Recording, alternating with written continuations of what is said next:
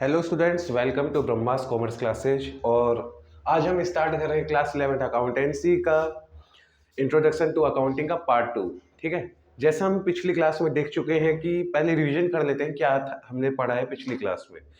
पहला पॉइंट जो हमने पढ़ा था उसमें था व्हाट इज अकाउंटिंग, कि अकाउंटिंग क्या होती है। तो अकाउंटिंग क्या होता है तो सबको आपको पता ही है कि accounting is the language of business. जो अकाउंटिंग होती है वो लैंग्वेज होती है, किसकी लैंग्वेज होती है? बिजनेस की। ठीक है, फिर मैंने उसके एग्जांपल्स बताए थे मैंने आपको।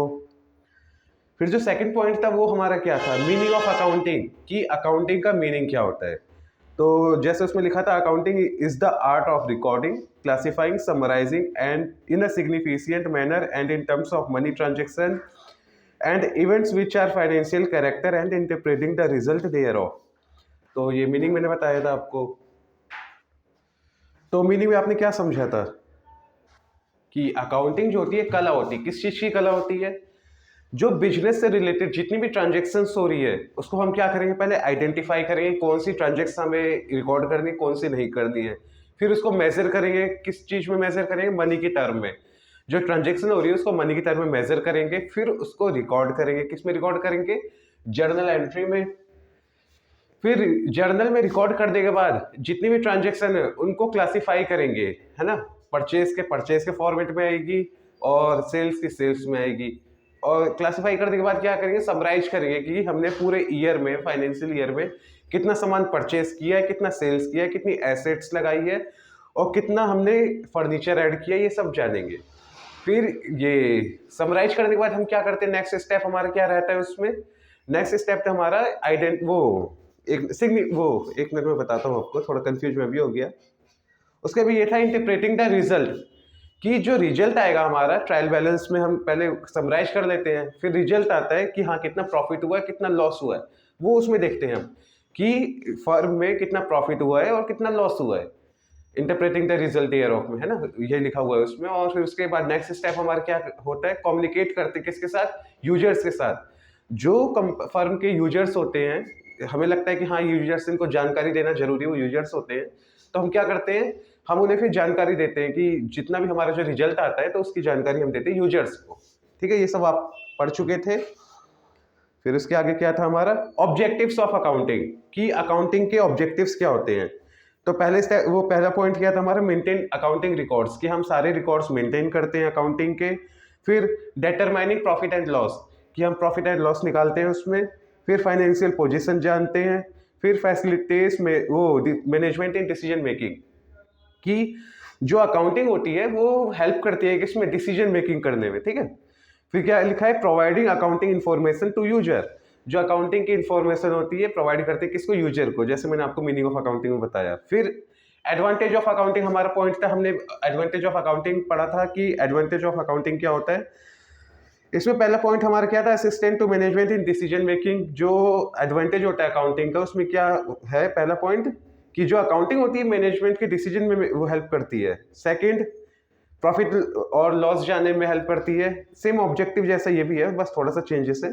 थर्ड पॉइंट क्या था? फाइनेंशियल पोजीशन जानती है कि बिजनेस की फाइनेंशियल पोजीशन क्या है पूरे ईयर में। फिर हेल्प इन सिस्टमैटिक रिकॉर्ड्स, जो हमारे अकाउंटिंग होती है, जो रिकॉर्ड्स हमारे होते हैं उसको सिस्टम के तरीके से करने में हेल्प करती है। सिस्टम के तरीके से रिकॉर्ड करने में हेल्प करती है अकाउंटिंग जो होती है। फिर पॉइंट हमारा क्या था? Evidence in record. जो अकाउंटिंग होती है, एविडेंस होता है कोर्ट में, है ना। एविडेंस इन कोर्ट मतलब कि जो अकाउंटिंग होती है हमारी, जो अकाउंटिंग है, जितनी भी अकाउंटिंग रिकॉर्ड्स है अकाउंट्स के, वो एविडेंस होते हैं किसमें? कोर्ट में। क्यों होते हैं ये भी मैंने आपको बताया था कि इन द केस अगर कोई पर्सन है, अगर वो बिजनेस के अपोजिट अगर वो कर देता है, केस कर देता है, खिलाफ के केस कर देता है उसमें, तो अकाउंटिंग रिकॉर्ड्स हमारे काम आते हैं एविडेंस के रूप में। ठीक है, सिक्स पॉइंट हमारा क्या था? Facilitates loan. जैसे अगर हमें बैंक से लोन लेना है तो अकाउंटिंग जो होती है हमारी, बैंक क्या करेगा? हमारी पहले रिकॉर्ड्स देखेगा अकाउंट्स के, तभी हमें बैंक लोन प्रोवाइड करेगा। ठीक है, फिर उसके बाद हमारा पॉइंट क्या था? लास्ट पॉइंट क्या था हमारा पिछली क्लास में? लिमिटेशंस ऑफ अकाउंटिंग, की अकाउंटिंग के लिमिटेशंस क्या होते हैं। फर्स्ट पॉइंट हमारा क्या था? Accounting is not fully exact. जो अकाउंटिंग होती है फुली एग्जैक्ट नहीं होती है, वो अनुमान पे रहती है। ठीक है, सेकंड क्या है? अकाउंटिंग इग्नोर्स क्वालिटेटिव एलिमेंट्स, की अकाउंटिंग जो होती है फिर सिर्फ ट्रांजेक्शन्स के रिकॉर्ड्स रखती है।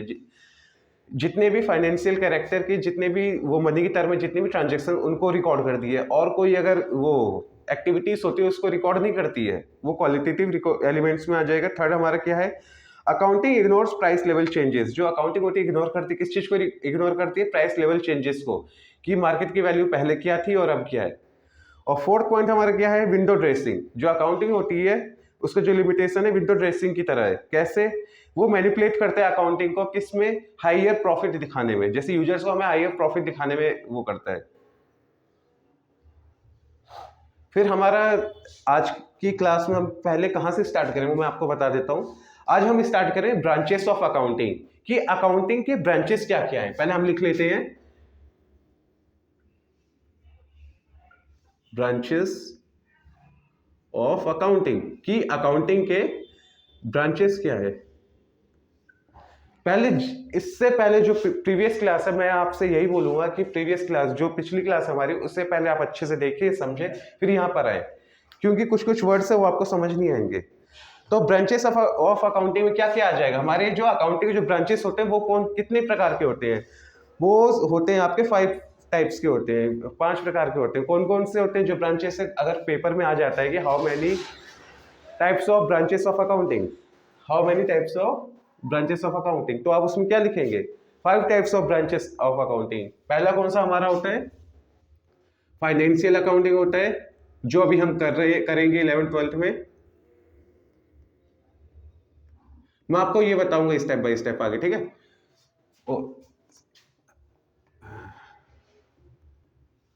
फर्स्ट हमारा कौन सा होता है, फाइनेंशियल अकाउंटिंग।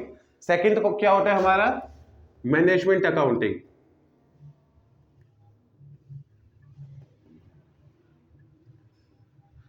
ये अकाउंटिंग ऐसी अकाउंटिंग होती है जो हेल्प करती है किसमें, मैनेजमेंट में। हम सिर्फ मैनेजमेंट की अकाउंटिंग करते हैं इसमें, ठीक है। थर्ड क्या है हमारा, cost accounting.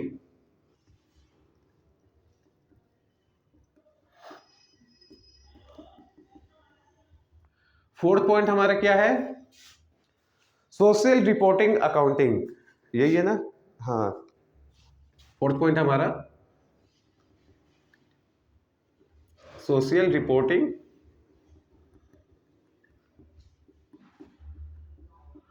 Accounting. Fifth point हमारा क्या है, ह्यूमन रिसोर्स अकाउंटिंग।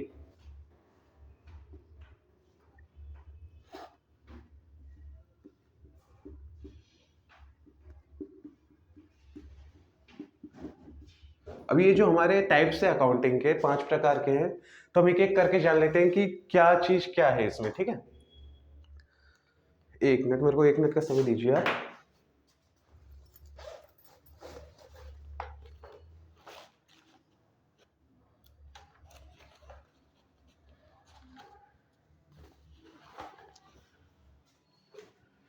अब ये देख लेंगे कौन सी अकाउंटिंग कहाँ काम आती है। फाइनेंशियल अकाउंटिंग का मेन पर्पस क्या होता है, फर्म का प्रॉफिट लॉस निकालना, ठीक है, profit and loss. Management accounting कहाँ काम आती है, डिसीजन मेकिंग में, कि वो मैनेजमेंट कैसे करना है और मैनेजमेंट का डिसीजन कैसे लेना है, डिसीजन मेकिंग में काम आती है मैनेजमेंट अकाउंटिंग। आप लिख लीजिए इसमें डिसीजन मेकिंग।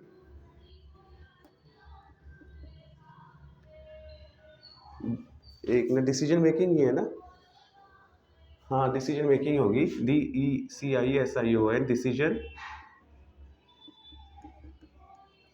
थर्ड पॉइंट हमारा क्या है, कॉस्ट अकाउंटिंग। नाम से ही पता लग रहा है जो अकाउंटिंग, कॉस्ट अकाउंटिंग क्या होती है, जो प्रोडक्ट की कॉस्ट पता करने में हेल्प करती है, ठीक है। तो इसमें हम क्या लिखेंगे, एग्जाम्पल पे मैं आपको बता देता हूँ कॉस्ट अकाउंटिंग कहाँ आती है। कॉस्ट ऑफ प्रोडक्ट लिख लीजिए आप इसमें, कि प्रोडक्ट की जो कॉस्ट होती है वो कैसे पता करने उसमें हेल्प करती है, कौन सी accounting, cost accounting. Cost of product लिख लीजिए आप यहाँ पे, ठीक है। फोर्थ पॉइंट हमारा सोशल रिपोर्टिंग अकाउंटिंग।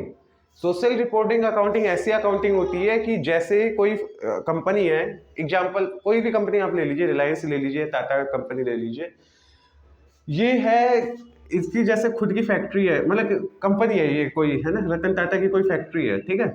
इससे क्या हो रहा है, इससे अगर पॉल्यूशन रिलीज हो रहा है, कार्बन डाइऑक्साइड अगर रिलीज हो रहा है, ये मान लीजिए आप, तो आसपास में प्रदूषण हो रहा है। तो ये जो अकाउंटिंग होती है, सोशल रिपोर्टिंग अकाउंटिंग, ये हेल्प करती है कि कितना वो कितना हमारी वजह से समाज में कितना क्या हो रहा है, कितना नुकसान हो रहा है और हमारी वजह से कितना फायदा हो रहा है। ठीक है, एग्जाम्पल हमने ले लिया, एक एग्जाम्पल ले लिया कि फैक्ट्री है, कार्बन डाइऑक्साइड रिलीज कर रही है, मतलब छोड़ रही है, तो आसपास में प्रदूषण हो रहा है। और दूसरा एग्जाम्पल ले लेते हैं, रतन टाटा जी ने क्या किया समाज में, जैसे चैरिटी हॉस्पिटल बनवा दिया, या फिर क्या किया, स्कूल खुलवा दिए बच्चों के लिए, है ना, स्कूल मान लो, इससे ये हॉस्पिटल मान लीजिए, पार्क बनवा दिए, ये उन्होंने क्या किया, समाज के लिए काम किया। ठीक है, ये सोशल रिपोर्टिंग अकाउंटिंग में आ जाते हैं। तो एग्जाम्पल ले लेते हैं, हम इसमें कैसे जानेंगे कि कौन सी अकाउंटिंग किसमें कर दी, आप ये आगे पढ़ेंगे, अभी ग्रेजुएशन वगैरह में आगे आप पढ़ोगे कि सोशल रिपोर्टिंग अकाउंटिंग क्या होती है, कॉस्ट अकाउंटिंग क्या होती है, इनकी आपकी पूरी बुक्स आएंगी। तो जैसे हॉस्पिटल या पार्क बनवा दी, तो क्या हो रहा है, बेनिफिट हो रहे हैं, ये आसपास में सोशल में हमारे क्या हो रहे हैं, बेनिफिट के हैं। और जो हमारा नुकसान हो रहा है किसमें लिख देंगे, हम कॉस्ट में लिख देंगे, ये कॉस्ट है, वो क्यों नुकसान हो रहा है, सीधी सी बात है उसमें। ठीक है, ये सब आप आगे अच्छे से पढ़ेंगे। ठीक है, फिफ्थ पॉइंट हमारा क्या है, human resource accounting. Human resource accounting कैसे अकाउंटिंग होती है वो हम जान लेते हैं। ह्यूमन रिसोर्स अकाउंटिंग, जैसे फर्म में या कोई आपका फैक्ट्री वगैरह है, तो उसमें कितने एम्प्लॉयज हैं, कितने ह्यूमंस हैं, उसमें हेल्प करती है कि हाँ ये काम करने के लिए कितने लोग चाहिए, उसकी भी एक अकाउंटिंग होती है। सब आप आगे पढ़ोगे, बस इसमें ये जान लो, ब्रांचेस ऑफ अकाउंटिंग में 5 टाइप की ब्रांचेस ऑफ अकाउंटिंग होती है। कौन कौन सी, financial accounting, second management accounting, third cost accounting, fourth social reporting accounting, और फिफ्थ जो होती है ह्यूमन रिसोर्स अकाउंटिंग, वो किससे रिलेटेड होती है, जो फैक्ट्री में एम्प्लॉयज हुए या फिर कौन हुए, वर्कर हुए, है ना, उसमें हेल्प करती है। ठीक है, नेक्स्ट पॉइंट हमारा क्या रहेगा, पहले हम एक एक पॉइंट से समझ लेते हैं क्या है, जो इंपॉर्टेंट अभी लगता है वो पढ़ाऊंगा आपको। पहले हम जानेंगे कि फाइनेंशियल अकाउंटिंग क्या होती है। आप पहले इसे लिख लीजिए, मैं इरेज कर देता हूं इसको, इतना आप जान चुके होंगे ना, मैं इरेज कर दे रहा हूं इसे।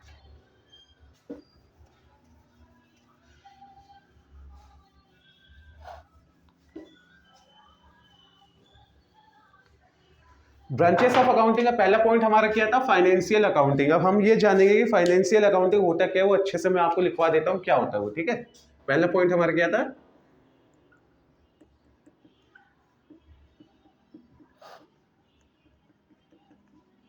फाइनेंशियल अकाउंटिंग की। फाइनेंशियल अकाउंटिंग होता क्या है आखिर, तो उसमें लिख लेते हैं, इट इज दैट, लिख लीजिए आप मेरे साथ, it is that branch of accounting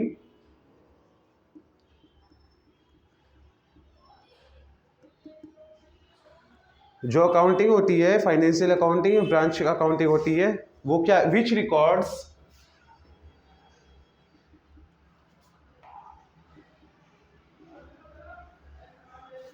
financial transactions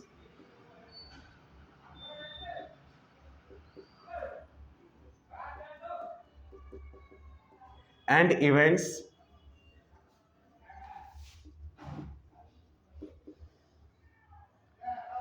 determine profit or loss of the business।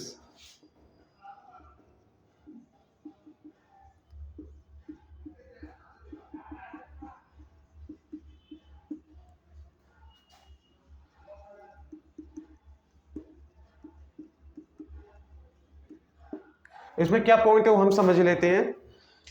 जो फाइनेंशियल अकाउंटिंग होती है वो क्या करती है, वो रिकॉर्ड करती है, किस चीज को रिकॉर्ड करती है, फाइनेंशियल ट्रांजैक्शन, जो बिजनेस के, सिर्फ फाइनेंशियल ट्रांजैक्शन को करेगी, जो बिजनेस के फाइनेंशियल ट्रांजैक्शन है उसको रिकॉर्ड करेगी। और क्या करती है, वो निकालती है, क्या निकालती है, प्रॉफिट और लॉस, बिजनेस के प्रॉफिट और लॉस निकालेगी और बिजनेस के फाइनेंशियल ट्रांजैक्शन को रिकॉर्ड करेगी। ठीक है, ट्रांजैक्शन इवेंट्स मैंने आपको पिछले पॉइंट में बता ही दिया था क्या होता है। इसके बाद क्या है हमारा सेकंड पॉइंट, क्या था हमारा, मैनेजमेंट अकाउंटिंग की। मैनेजमेंट अकाउंटिंग क्या होता है, ठीक है, वो लिख लीजिए आप।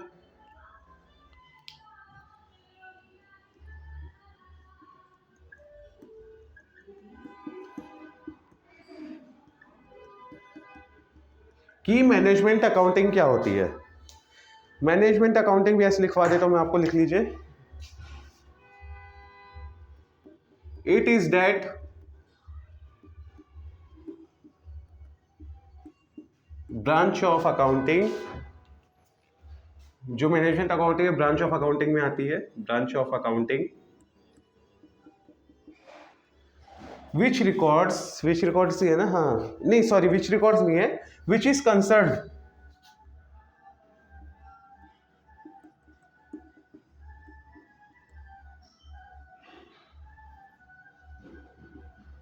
which is concerned with generating accounting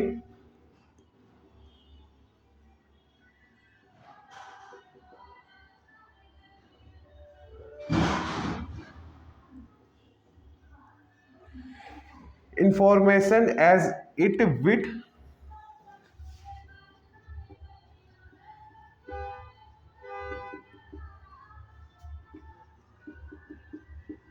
information as it with generating accounting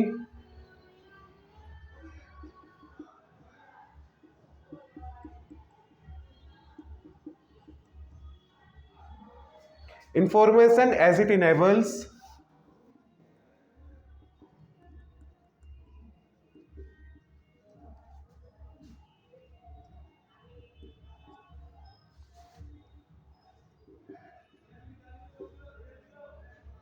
the management in decision making, the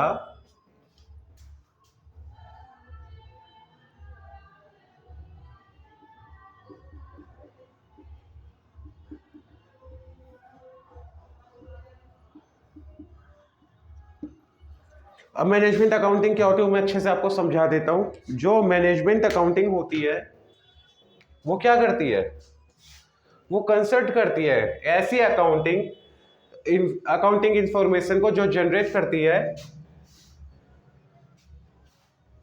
जो मैनेजमेंट अकाउंटिंग सीधी बात है जो मैंने समझा रखा है, जो मैनेजमेंट अकाउंटिंग होती है डिसीजन मेकिंग में हेल्प करती है।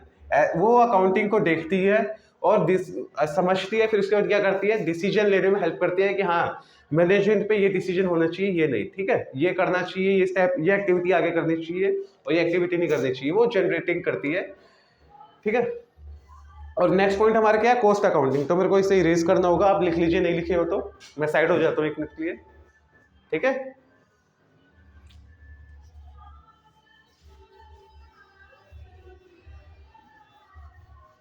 अब देख लेते हैं कॉस्ट अकाउंटिंग क्या होती है।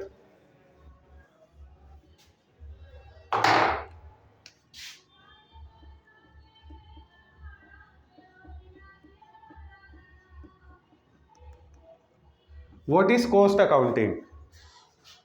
कॉस्ट अकाउंटिंग नाम से पता चल रहा, मैंने बता भी दिया है क्या होती है, वो आप लिख लीजिए।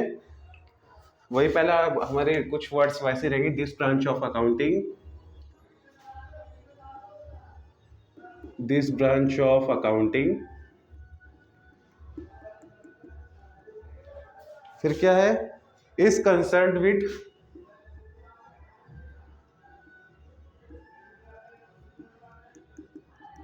is concerned with ascertaining the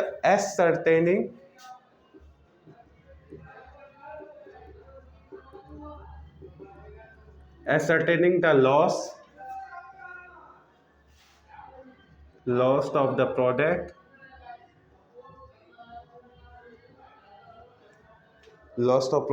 and determine the price level of product, and determine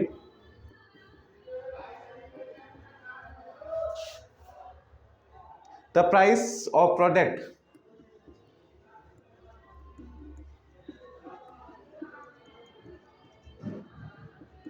पता चला इसमें क्या है कुछ? देखो एक बार समझो। जो कॉस्ट अकाउंटिंग होती है वो क्या करती है, एस्टरटेनिंग द कॉस्ट ऑफ प्रोडक्ट, वो प्रोडक्ट अब ये समझ लो सीधे सीधे क्या है cost of accounting. Cost of accounting क्या होती है, वो प्रोडक्ट की कॉस्ट को पता करती है, ठीक है, और क्या करती है, प्राइस को पता करती है। कि पहले ये क्या करेगी, जैसे हमने क्या किया, मैं एग्जांपल के साथ आपको समझा दे रहा हूँ। जैसे हमारा खुद का, जैसे मैंने कार का एग्जांपल दिया था, याद है आपको, किस में दिया था वो, कार का एग्जांपल दिया था मैंने आपको किसी में, चलो कोई नहीं, होगा कभी। जैसे हमारी एक कंपनी है, उसी को ले लेते हैं हम फिर से। कंपनी है, वो क्या करती है, कार सेल करती है, ठीक है। कार सेल करने के लिए वो क्या कर रही है, रॉ मटेरियल्स को खरीद रही है। रॉ मटेरियल को खरीद रही है ना, कॉस्ट अकाउंटिंग में क्या होगा, तो वो पहले देखेगी कि रॉ मटेरियल का कितने में रॉ मटेरियल आ रहे हैं। एग्जांपल ले रहा हूँ मैं। अगर रॉ मटेरियल आ रहे हैं हमारे 1.5 लाख के, 1,50,000, इसमें हमने 1 लाख लिया था, मेरे को याद है।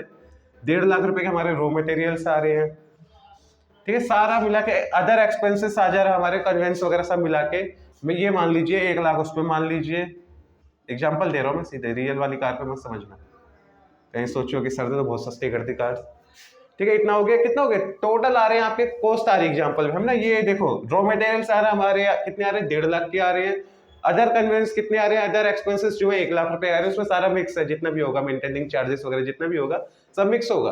टोटल कितना हो गया हमारा, जैसे 1,50,000 रुपए टोटल आ गया, 2,50,000 आ गया, ये तो नुकसान कर दिया। 2,50,000 रुपए हमारा टोटल आ रहा है, 2.5 लाख रुपए। उसमें क्या कर रहे हैं, ये कंपनी की क्या है, एक तरीके से कॉस्ट है, कार को तैयार करने में जो कॉस्ट आ रही है ये कॉस्ट है, ठीक है।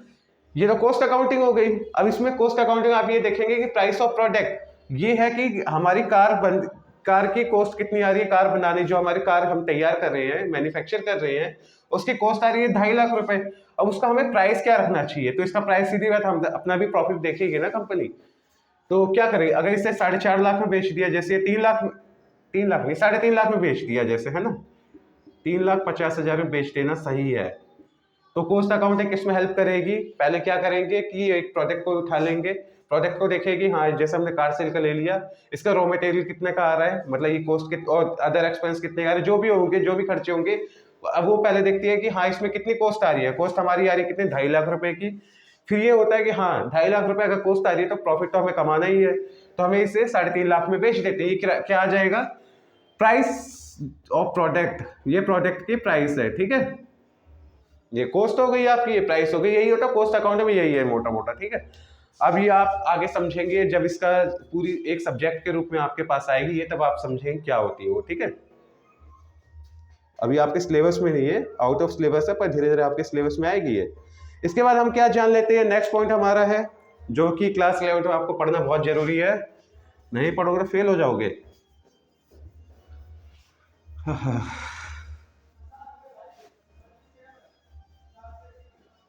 बुक कीपिंग वर्सेस अकाउंटिंग, है ना। बुक कीपिंग क्या होती है और अकाउंटिंग क्या होती है, वो आपके उसमें छुपा हुआ है, किसमें, मीनिंग ऑफ अकाउंटिंग पर मैंने आपको बताया नहीं। रुक जाओ, क्लास छोड़ के मत जाना, बता रहा हूं अभी। हमारा पॉइंट क्या है, बुक कीपिंग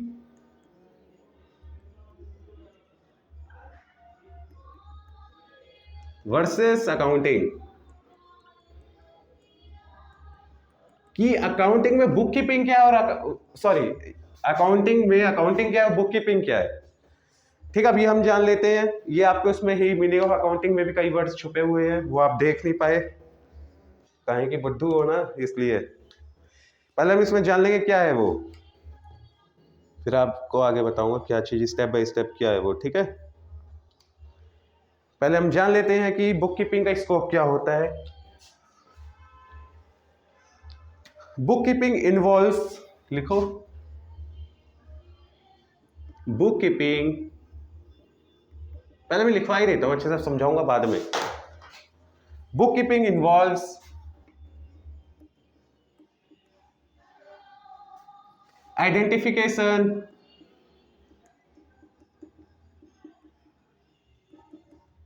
आइडेंटिफिकेशन हो गया आपका, फिर है measurement,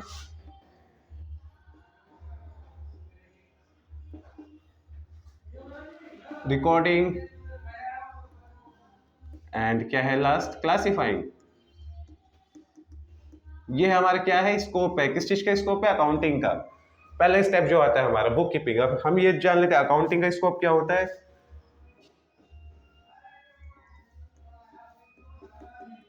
accounting involves summarising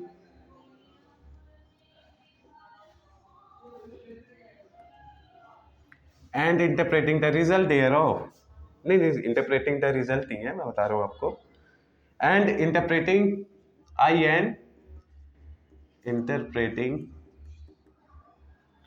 and communicating to user.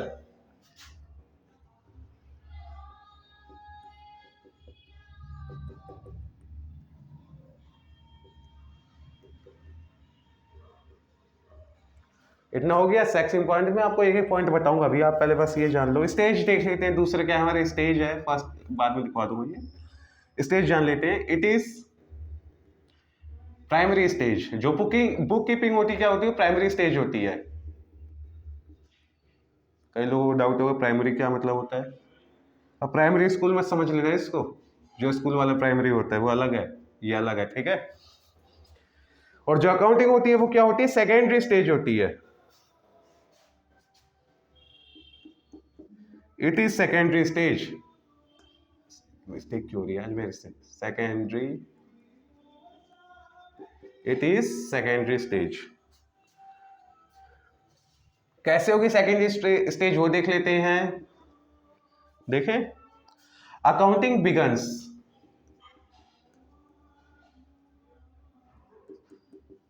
Accounting begins when book keeping ends.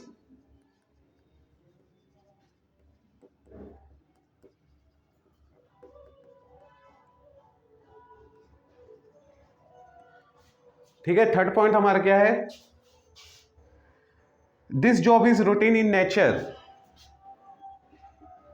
Book keeping क्या है, थर्ड पॉइंट हमारा नेचर जानना है इसका। तो इसका क्या है, this job in routine, this job is routine in nature.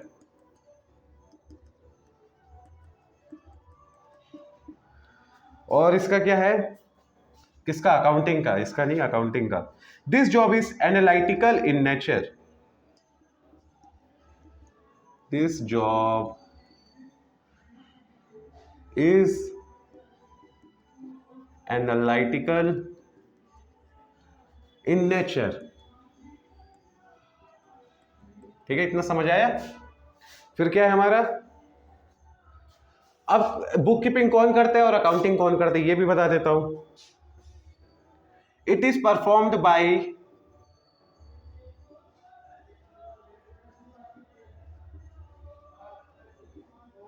Junior staff. जो बुक कीपिंग करते हैं कौन करते हैं, जूनियर स्टाफ करते हैं। और जो अकाउंटिंग करते हैं वो कौन करते हैं, सीनियर स्टाफ करते हैं। वो कैसे होंगे सीनियर स्टाफ, मैं भी ये बताऊंगा आपको। It is performed by senior staff. समझे कुछ।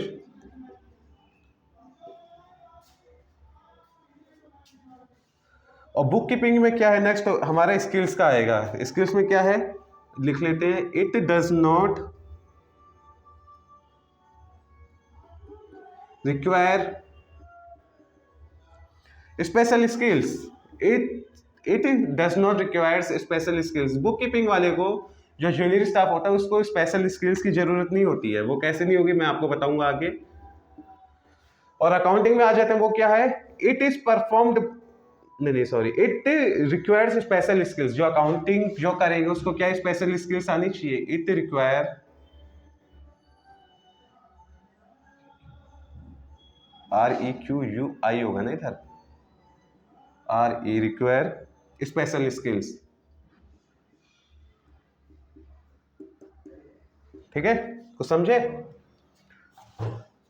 समझाना पड़ेगा मतलब इसको। अब देख लेते हैं कैसे क्या है। मैंने जैसे बताया मीनिंग ऑफ अकाउंटिंग में आपके कई वर्ड छुपे हुए हैं। देखोगे इसमें बुक कीपिंग इन्वॉल्व होती है, किसमें इन्वॉल्व होती है, जो बुक कीपिंग होगी इन्वॉल्व होगी किसमें होगी, पहले जो हम ट्रांजेक्शन हमारे पास आई उसको हम क्या करें। जैसे आपको मैंने बताया था IMRC ये मैंने बताया था, याद है या भूल गए, याद होगा तो बताओगे आप। इसमें क्या है, बुक कीपिंग इन्वॉल्व होती है किसमें, आइडेंटिफिकेशन में, फिर मेजरमेंट में, फिर रिकॉर्डिंग, क्लासिफाइंग। कुछ समझे, याद आया, बादाम खाया करो इसलिए। जो बुक कीपिंग इन्वॉल्व होगी किसमें होगी, आइडेंटिफिकेशन। जो हमारे पास ट्रांजेक्शन आई है उसको हम क्या करेंगे, आइडेंटिफाई करेंगे कि कौन सी ट्रांजेक्शन हमें रिकॉर्ड करनी है, कौन सी नहीं करनी। जैसे मैंने आपको एग्जांपल दिया था कि कंपनी है, कंपनी में क्या रॉ मटेरियल्स खरीदा जा रहा है कार बनाने के लिए, तो अच्छा याद आ गया मेरे को, एग्जांपल याद आ गया। उसमें क्या था, आइडेंटिफिकेशन में एग्जांपल दिया था आपको। आइडेंटिफिकेशन हमने क्या जाना कि कोई कंपनी कार सेल करती है, ठीक है, उसमें वो ट्रांजेक्शन ले रही है कि एक बिजनेस की ले रही है, एक बिजनेस के ऑर्डर की पर्सनल ले रही है। बिजनेस क्या कर रहा है, वो रॉ मटेरियल जो खरीद रहा है उसकी ट्रांजेक्शन को रिकॉर्ड कर रहा है, और दूसरे आई है, ट्रांजेक्शन आई है, और दूसरे में क्या हुआ है, वो पर्सनल अपने घर का इलेक्ट्रिसिटी बिल ले रहा है, वो गलती से बिजनेस में ले आया वो। तो अब जो अकाउंटेंट होगा वो क्या करेगा, बुक कीपर जो होगा वो क्या करेगा, आइडेंटिफाई करेगा कि कौन सी ट्रांजेक्शन हमें लेनी है, इसमें से कौन सी नहीं लेनी है। तो वो क्या करेगा, आइडेंटिफाई करेगा। क्या आइडेंटिफाई करेगा, पर्सनल वाली लूँ या बिजनेस वाली लूँ। तो हमेशा जो आइडेंटिफाई करेंगे हम, बिजनेस में हमेशा बिजनेस की ट्रांजेक्शन ही रिकॉर्ड होगी। तो आइडेंटिफाई करेंगे किसमें, जो हमें कौन सी ट्रांजेक्शन रिकॉर्ड करनी, कौन सी नहीं। तो इसको हम क्या करें, मेजरमेंट, कि मनी की टर्म में मेजर करना होगा हमें उससे, ठीक है।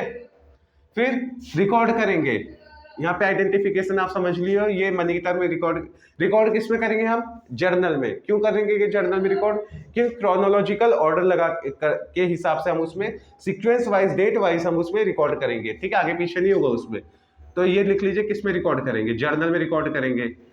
फिर जो हमने जो ट्रांजेक्शन रिकॉर्ड कर लिया उसको क्या करेंगे, क्लासिफाई करेंगे। क्यों, क्योंकि जर्नल में क्या होगा, डेट वाइज, जैसे हमें किसी दिन परचेज किया, अगले दिन सेल कर दिया, तो इसमें क्या होगा, आगे पीछे हो जाएगी तो समझना मुश्किल होगा। तो उसको हम क्या करेंगे, क्लासिफाई करेंगे। क्लासिफाई कैसे करेंगे ये मैंने आपको बता दिया, फिर बता दे रहा हूँ। क्लासिफाई जो करेंगे लेजर में करेंगे, और कैसे करेंगे, परचेज की परचेज में आ जाएगी सारी एंट्री, सेल्स की सेल्स में आ जाएगी, ठीक है, इतना समझ गए। दूसरा क्या है हमारा, अकाउंटिंग होती है, जो इन्वॉल्व होती है किसमें होती है, समराइजिंग में। समराइजिंग मतलब समझे, जो क्लासिफाइंग के बाद नेक्स्ट स्टेप था हमारा लेजर में, जो हम कर रहे थे परचेज का कितना, वो परचेज की सारी एंट्री एक में कर रहे थे, तो उसे हम काउंट करेंगे, ऐड करेंगे कि हाँ साल में हमने कितना सामान खरीदा है, कितना सेल किया है, कितनी फर्नीचर खरीदी है, तो हम उसे समराइज करेंगे। समराइज किसमें करते हैं, ट्रायल बैलेंस में, ठीक है। इसके बाद क्या था हमारा, फिर इंटरप्रेटिंग, जो हम ट्रायल बैलेंस में हम टोटल कर रहे हैं, फिर इंटरप्रेट करेंगे। क्या इंटरप्रेट करेंगे, कंपनी में कितना प्रॉफिट हुआ है, कितना लॉस हुआ है, P&L लिख सकते हो आप यहाँ पे, प्रॉफिट एंड लॉस, ठीक है। फिर कम्युनिकेट टू यूजर, फिर यूजर को बताएंगे हाँ आपकी फर्म में इतना प्रॉफिट हुआ है, आपका इतना लॉस हुआ है, ठीक है। फिर नेक्स्ट पॉइंट हमारा क्या है, स्टेज, की स्टेज क्या होती है ना, स्टेज क्या होती है। तो जो बुक कीपिंग होती है वो प्राइमरी स्टेज होती है, अकाउंटिंग के पहले की जाती है, क्योंकि जब तक हम आइडेंटिफाई नहीं करेंगे, ट्रांजेक्शन को मेजर नहीं करेंगे, रिकॉर्ड नहीं करेंगे, क्लासिफाई नहीं करेंगे, तो रिकॉर्ड हम अकाउंटिंग कैसे कर सकते हैं, उसके बिना नहीं कर सकते। तो जो वो बुक कीपिंग होती है वो प्राइमरी स्टेज होती है, ये ध्यान रखना। यहाँ पर आप लिख लीजिए, ये स्कोप लिख लीजिए, इसको आप ये स्टेज लिख लीजिए, ठीक है। आगे और बताता हूँ, ये क्या है, नेचर हो जाएगा आपका, जो अभी मैं स्टेप बाय स्टेप करा रहा हूँ। और ये क्या है, इट इज सेकेंडरी स्टेज, पहले बुक कीपिंग की जाएगी हमारी, फिर सेकंड में किया जाएगा जो अकाउंटिंग होगी, सेकंड बुक कीपिंग के बाद ही तो की जाएगी, तभी तो हम देखेंगे कि हाँ कितना समराइज किया है हमने, कि फिर हम P&L प्रॉफिट लॉस निकाले, फिर तभी तो यूजर को बताएंगे हाँ आपका इतना प्रॉफिट है, कितना लॉस हुआ है। तो ये सेकेंडरी स्टेज में आ जाएगा, ठीक है, इतना समझिए आप। और थर्ड है हमारा नेचर, जो बुक कीपिंग की जो नेचर होती है वो रोज की होती है, रूटीन इन नेचर, जो जॉब में रोज का काम है कि हाँ ट्रांजेक्शन को वो आइडेंटिफाई करो, रिकॉर्ड करो, ये सब रहेगा उसमें। पर जो अकाउंटिंग की जॉब नेचर होती है वो क्या है, वो एनालिटिकल है, उसको एनालाइज करना है, एनालाइज करना है, ठीक है, एनालाइज करना है उसमें। फिर नेक्स्ट पॉइंट हमारा क्या, एक मिनट मेरे को समय दीजिए। कहाँ गया,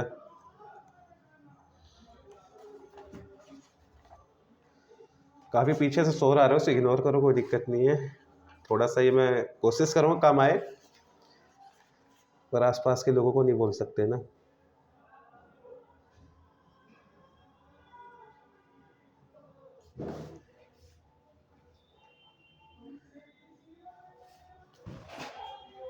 ठीक है, इतना आप समझ गए हो क्या है इसमें।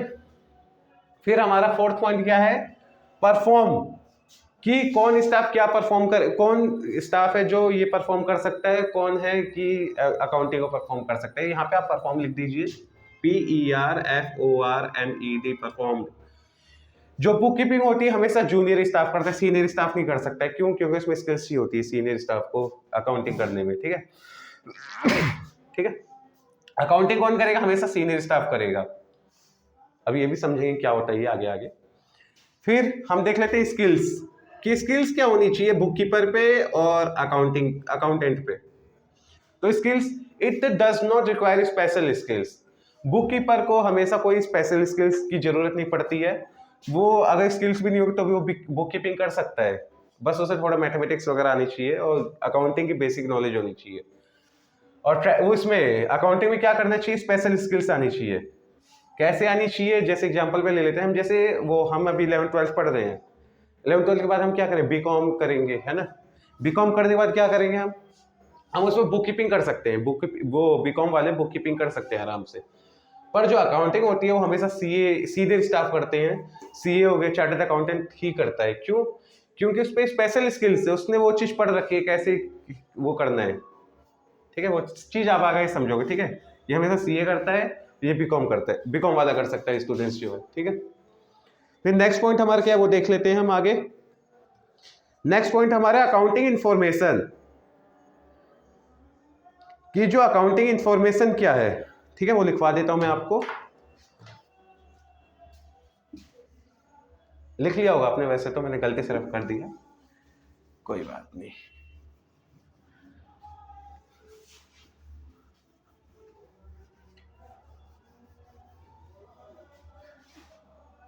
बुक कीपिंग हटा दो इसलिए। नेक्स्ट पॉइंट हमारा क्या है? अकाउंटिंग इंफॉर्मेशन की अकाउंटिंग इंफॉर्मेशन क्या होती है, लिख लेते हैं हम। अकाउंटिंग से इंफॉर्मेशन,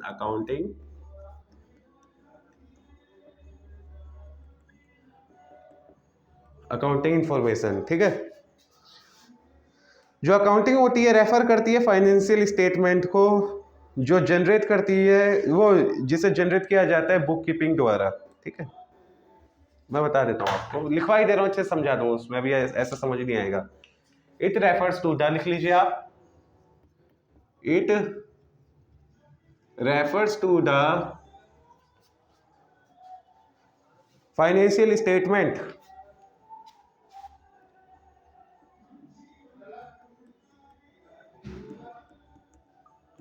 क्या है? It refers to the financial statement. फिर जनरेटिंग, लिख लो अभी,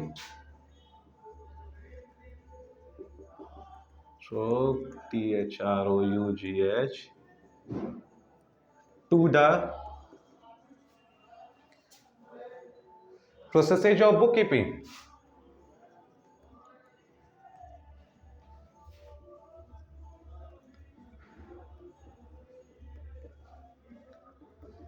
कुछ समझे? जो अकाउंटिंग इंफॉर्मेशन होती है रेफर करती है किसको? फाइनेंशियल स्टेटमेंट को। क्या रेफर करती है? जनरेट की जाती है किससे? बुक कीपिंग द्वारा। जो फाइनेंशियल स्टेटमेंट होती है जनरेट की जाती है किसके द्वारा? बुक कीपिंग के द्वारा। और जो अकाउंटिंग इंफॉर्मेशन होती है रेफर करती है किसको? रेफर की जाती है फाइनेंशियल स्टेटमेंट को। इतना जान लिए। अब हम जान लेते हैं फाइनेंशियल स्टेटमेंट में इंक्लूड क्या होता है। लिख लीजिए, फाइनेंशियल स्टेटमेंट्स इंक्लूड, यहां लिख दूं, मैं लिख दे रहा हूं वैसे। Financial statement include. ठीक है, पहला हमारा क्या है? Information relating to the profit loss.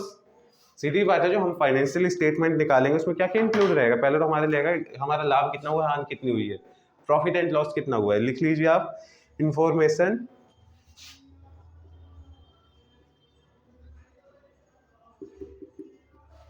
Including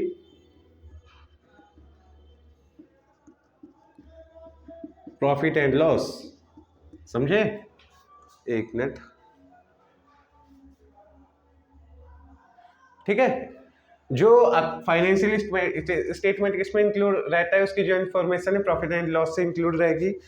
ठीक है, लाभान कितना प्रॉफिट हुआ है, कितना लॉस हुआ है। फिर क्या है? Information relating to financial position, ये लिख लीजिए आप सेकंड पॉइंट हमारा। इंफॉर्मेशन रिलेटिंग टू, क्या हो रहा है आज मेरे साथ?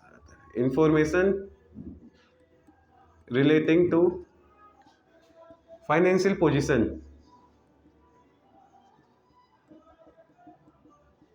ठीक है, ये जान लिए। फाइनेंशियल पोजीशन जानते हो आप क्या होता है कि फाइनेंशियल में पोजीशन क्या है किसकी, फर्म की, खुद की नहीं। फिर क्या है, information relating to cash flow, information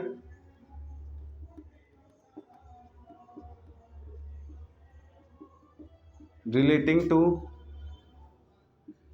cash flow. ठीक है, ये सब आप आगे पढ़ोगे, कैश फ्लो क्या होता है 12th में आप पढ़ोगे कैश फ्लो क्या होता है। ठीक है, तो कैश फ्लो क्या होता है मैं बेसिक बता देता हूं कि फर्म के अंदर पूरे ईयर में कैश फ्लो कहाँ हो रहा है, कैश इनफ्लो कहाँ हो रहा है, आउटफ्लो कहाँ हो रहा है। मतलब कैश इनफ्लो मतलब क्या होता है, कैश कहाँ से आ रहा है। जैसे हमने कोई सामान परचेस किया तो पैसा वहां से हमारे पास आ रहा है, नहीं इनफ्लो हो रहा है। और हमने कोई सामान कोई सामान हमने अगर सेल किया है तो सेल के जरिए क्या हो रहा है, कैश इनफ्लो होगा। क्यों, पैसा हमें मिलेगा, है ना। तो कैश आउटफ्लो कहाँ होगा, जैसे हमने कोई सामान परचेज किया तो हम पेमेंट करेंगे कैश के जरिए, जो भी करेंगे तो कैश आउटफ्लो हो रहा है। समझ गए इनफ्लो आउटफ्लो, इसका बेसिक ये है, आगे आप समझेंगे क्या होता है। और सब बाकी सब तो आप जानते ही हो क्या होता है। ठीक है, इतना समझ आ गया आपको अकाउंटिंग इंफॉर्मेशन क्या होती है। फिर नेक्स्ट है हमारा qualitative characteristics of financial information, ये जान लेते हैं। देखें, लिख लो, आप नहीं लिखे हो तो एक मिनट।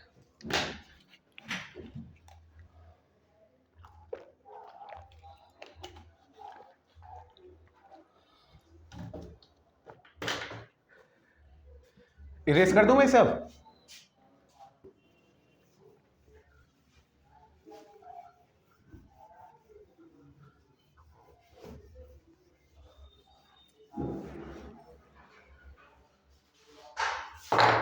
लिख लीजिए पहले क्या है, क्वालिटेटिव, QU, इसे मैं कैपिटल में लिख दे रहा हूं। ठीक है, QUALA, ए नहीं आएगा भाई, आई आएगा उधर, क्वाली है ना, QUALITATIVE। ABCD नहीं पढ़ा रहा मैं, क्वालिटेटिव बता रहा हूं मैं क्या है। कैरेक्टरिस्टिक्स, CHARA,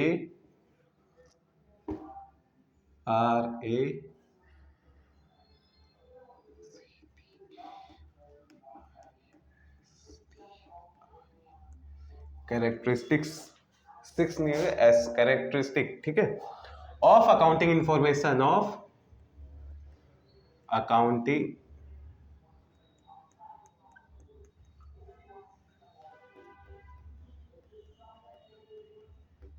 इंफॉर्मेशन, समझे। अब ये जान लेते हैं कैरेक्टरिस्टिक्स, क्वालिटेटिव कैरेक्टरिस्टिक्स क्या होते हैं और अकाउंटिंग इंफॉर्मेशन क्या होती है। पहला पॉइंट हमारा आएगा इसमें, क्या क्या होगा हमारा पहला पॉइंट, रिलायबल। अब ये जान लेते हैं रिलायबल क्या होता है। नहीं रिलायबल नहीं, रिलायबिलिटी, रिलायबल बोल रहा हूं मैं भी। पहला पॉइंट हमारा क्या है, रिलायबिलिटी। स्पेलिंग बोलो रिलायबिलिटी की क्या होगी, RELIABILITY। ठीक है, आर, पहला पॉइंट हम लिख लेते हैं RELIABILITY, रिलायबिलिटी। अब रिलायबिलिटी क्या होती है इसके बारे में थोड़ा लिख लेते हैं। Accounting information must B reliable, समझे कुछ।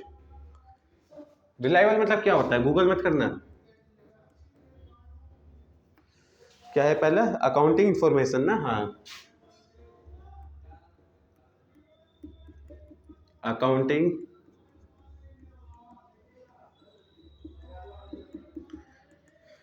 Information must B reliable.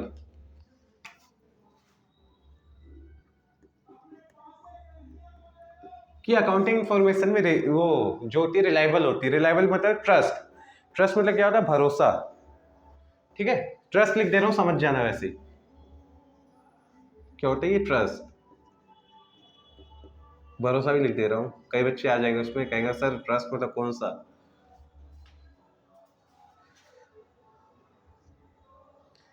ठीक है, ये समझ गए, जो अकाउंटिंग इंफॉर्मेशन होती है वो ट्रस्ट के उस पर होती है। क्यों, कोई भी अगर यूजर है उसे देखेगा, उसे विश्वास होगा कि हाँ ये फर्म फ्रॉड नहीं कर रही है, रियल है, मतलब कि सही है, वैसे मतलब कि गलत नहीं है, सही काम कर रही है, गलत काम नहीं कर रही है। क्योंकि जो अकाउंटिंग इन्फॉर्मेशन होती है वो ट्रस्ट के भरोसे होती है, ट्रस्ट होता है उस पर। अकाउंटिंग इन्फॉर्मेशन पे अगर कोई कंपनी अगर अकाउंटिंग इन्फॉर्मेशन सही लेके चल रही है, मतलब कि लीगल डॉक्यूमेंट है उसके पास और ट्रांजेक्शन का सही रिकॉर्ड है, सही से चल रही है वो, तो क्या होगी, वो रिलायबल है, ट्रस्ट है उस पर, ठीक है। और लास्ट में सीधी बात है, सीए भी तो साइन करता है बैलेंस शीट पे स्टैंप लगा के अपना, तो ट्रस्ट वैसे ही होना है, गवर्नमेंट को हो गया, बैंक को हो गया, सब। आगे आप पढ़ोगे क्या होता है। फिर नेक्स्ट है हमारा रेलिवेंस, लिख लेते हैं रेलिवेंस क्या होता है।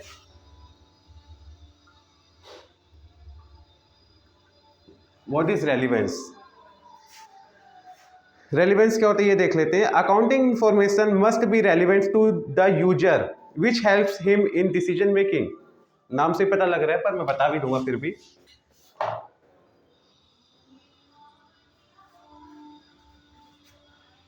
Accounting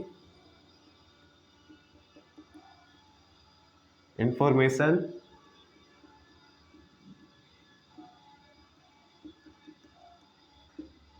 must be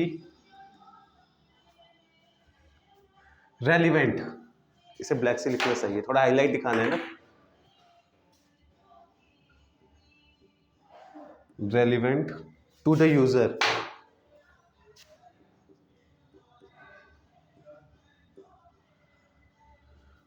which helps in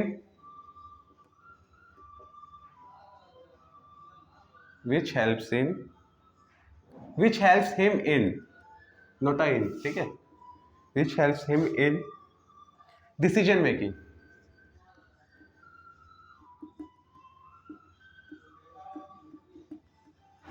बताओ क्या होगा इसका मतलब आप सब, मैं बताऊं। जो अकाउंटिंग इंफॉर्मेशन होती है वो उतनी ही जानकारी देती है जितना जरूरी हो, इसको आप हाईलाइट करके लिख सकते हो, जितना जरूरी हो। रेलिवेंट मतलब जितनी अगर इंफॉर्मेशन चाहिए यूजर्स को या फिर मैनेजमेंट डिपार्टमेंट को, उतनी ही जानकारी देती है, वो एक्स्ट्रा नहीं देती है। एग्जाम्पल पे जैसे अगर मैंने किसी स्टूडेंट से पूछा आपका नाम क्या है, वो बताते हाँ सर मेरा नाम ये है और मैं यहाँ रहता हूँ, तो ये क्या ओवर जानकारी होगी। पर जो अकाउंटिंग इंफॉर्मेशन होती है, अकाउंटिंग वो रेलिवेंस होता है। रेलिवेंस क्या होता है? जो अकाउंटिंग इंफॉर्मेशन को उतनी ही यूजर्स को उतनी ही जानकारी देता है जितना कि यूजर्स को चाहिए, ठीक है। रेलिवेंट जितना जरूरी हो लिख लो, आप समझ जाओगे आगे। एक मिनट, ठीक है, लिख लो जितना जरूरी हो।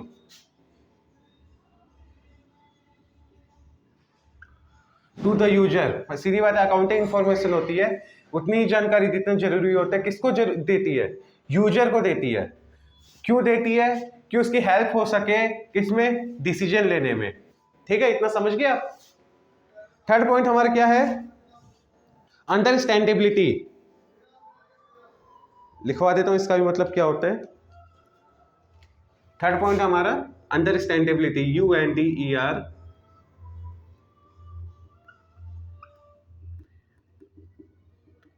अंडरस्टैंडेबिलिटी। अंडरस्टैंडेबिलिटी का मीनिंग क्या होता है? मीनिंग क्या होता है लिख लो।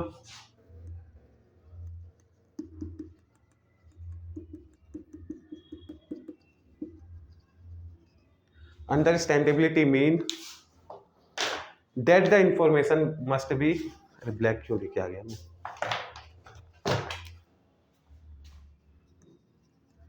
That the information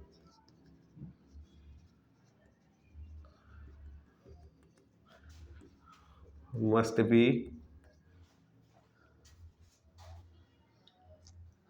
presented in a such manner। एक काम तो इधर गया।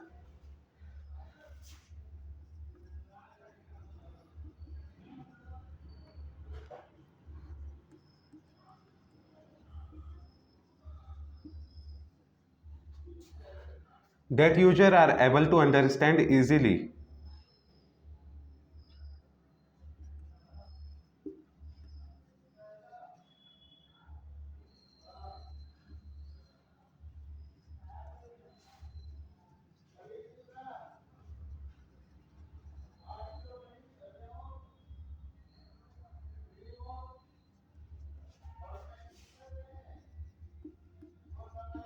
कुछ समझे? नहीं समझे, रुको मैं समझा देता हूँ। जो अंडरस्टैंडेबिलिटी होती है क्या होती है, मतलब क्या है इसका अंडरस्टैंडेबिलिटी मीन, क्या अंडरस्टैंडेबिलिटी का मीन, जो इंफॉर्मेशन होती है, किसकी इंफॉर्मेशन, अकाउंटिंग की इंफॉर्मेशन प्रेजेंट करती है, किस चीज को प्रेजेंट करती है, सच ए मैनर, अपने हिसाब से इजी वे में यूजर को दिखाती है, क्या दिखाती है, जो अकाउंटिंग इन्फॉर्मेशन है, मैं मोटा मोटा समझा दूं, इस हिसाब से समझ नहीं पाओगे, जो अकाउंटिंग इन्फॉर्मेशन होती है यूजर को इस हिसाब से दिखाती है अपनी ट्रांजेक्शन्स को, कि यूजर को अच्छे से समझ आ सके, अंडरस्टैंडेबिलिटी हो सके, मतलब कि वो ट्रांजेक्शन, मतलब जितना भी रिकॉर्ड्स है उसको देख के अच्छे से समझ सके वो। जैसे मैंने आपको क्या बताया, अकाउंट रिकॉर्ड्स जैसे हम करते हैं ट्रांजेक्शन को, जैसे मैं उसको वाउचर ला के दे दूंगा यूजर को, वो समझ पाएगा, नहीं समझ पाएगा, कितने वाउचर देखेगा उठा के, है ना, वाउचर हो गया, फिर मैंने रिकॉर्ड कर दिया, चलो रिकॉर्ड में भी मैं एग्जांपल दे रहा हूँ कैसे वो समझ सकता है। रिकॉर्ड में क्या हुआ, डेट वाइज आ गया, जर्नल देख सकता है वो अच्छे से, है ना। फिर उसके बाद क्या कर सकता है, क्लासीफाई, क्लास लेजर में वो ये देख सकता है कि हाँ कितना हमने साल में सामान परचेस किया है, कितना मतलब वो कितने दिन हमने कितना सामान डेट वाइज परचेस किया है, कितना सेल किया है ना। समराइज में भी यही होगा, टोटल देख लेगा साल के एंड में, हाँ मैंने पूरे साल में इतना सामान खरीदा, इतना बेचा है, और इतना मैंने एसेट्स लगाई है, इतना फर्नीचर ऐड किया है, सब देख सकते हैं ना। फिर क्या कर सकता है वो लास्ट में, बैलेंस शीट भी चेक कर सकता है, क्यों यूजर को दिखाएगा ना जो अकाउंटेंट होगा, सीनियर अकाउंटेंट, बैलेंस शीट में सब कुछ रहता है उसमें, वो आप आगे पढ़ोगे, बैलेंस शीट वगैरह आगे पढ़ोगे क्या होता है स्टेप बाय स्टेप, ठीक है। अंडरस्टैंडेबिलिटी के बाद नेक्स्ट पॉइंट हमारा कंपेरेबिलिटी, कि कंपेरेबिलिटी क्या होता है, मेरे को थोड़ा मिटाना पड़ेगा इसमें, नीचे लिखना थोड़ा मुश्किल होगा ना, तो मैं लिख देता, चलो कोई नहीं, लिख ही दे रहा हूं मैं। कंपेरेबिलिटी, फोर्थ पॉइंट हमारा क्या है, कंपेरेबिलिटी, COM, कंपेरेबिलिटी, ठीक है। अब लिख लेते हैं कंपेरेबिलिटी क्या होता है। कंपेरेबिलिटी मीन्स दैट, लिख लो आप भी,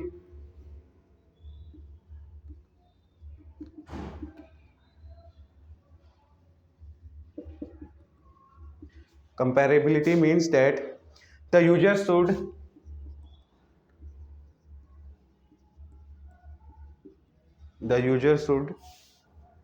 be able to compare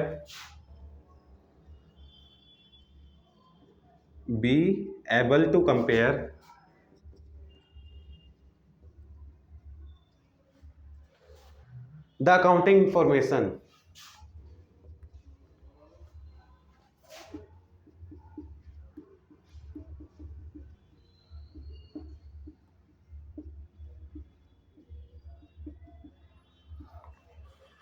comparability मतलब क्या होता है, जो यूजर होता है कंपेयर करता है, किस चीज को कंपेयर करता है, अकाउंटिंग इंफॉर्मेशन को। कैसे कंपेयर करेगा वो भी मैं लिखवा देता हूं, पहला जो स्टेप होगा हमारा ये लिखवा देता हूं, कंपेयर, ये एग्जांपल है, ठीक है। दो टाइप से कंपेयर कर सकता है, कौन कौन सा, एक होता है हमारे इंट्राफर्म, एक होता है हमारे इंटरफर्म। तो इंटरफर्म और इंट्राफर्म क्या होता है ये देख लेते हैं, पहले इंट्रा लिख दीजिए, इंट्राफर्म एंड इंटरफर्म।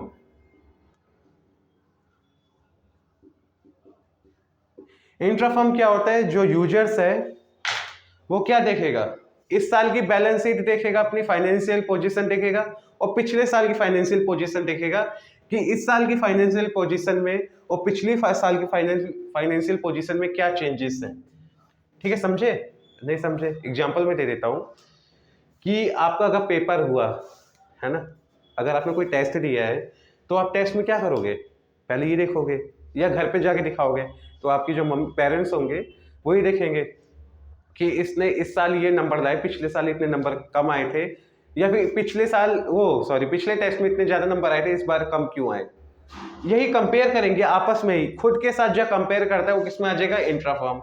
और इंटरफर्म में क्या होता है, एग्जाम्पल पे आप वो इंटरफर्म में ये होगा कि जो यूजर्स होगा वो देखेगा कि हाँ हमारी जो अकाउंटिंग इन्फॉर्मेशन आ रहा है इस साल, हमारी जो फाइनेंशियल पोजीशन ये है, पर दूसरी कंपनी की अच्छी है, बुरी है, जो भी देखेगा दूसरी कंपनी के साथ कंपेयर करेगा। ये होता है खुद से कंपेयर करता है, लिखवा भी देता हूँ खुद नहीं लिखना, छोड़ो, मतलब खुद से कंपेयर करता, समझ जाना। तो ये होता है किसी दूसरी कंपनी से कंपेयर करता है, तभी आता है, ठीक है। यहाँ पे लिख देना खुद से, मतलब खुद की कंपनी से जब कंपेयर करता है, वो खुद की जो कंपनी जो बैलेंस शीट आएगी, जो अकाउंटिंग इंफॉर्मेशन निकल के आ रही है, ट्रांजेक्शन हो रही है, उसको कंपेयर करेगा खुद की कंपनी की ट्रांजेक्शन से। ये होता है किसी दूसरी की कंपनी की ट्रांजेक्शन से। इतना समझ गए आप, ठीक है। नहीं आया तो आप कमेंट कर देना, मैं दोबारा समझा दूंगा। इसके बाद क्या है, पहले आप लिख लो ये, फिर नेक्स्ट पॉइंट मैं स्टार्ट करता हूं।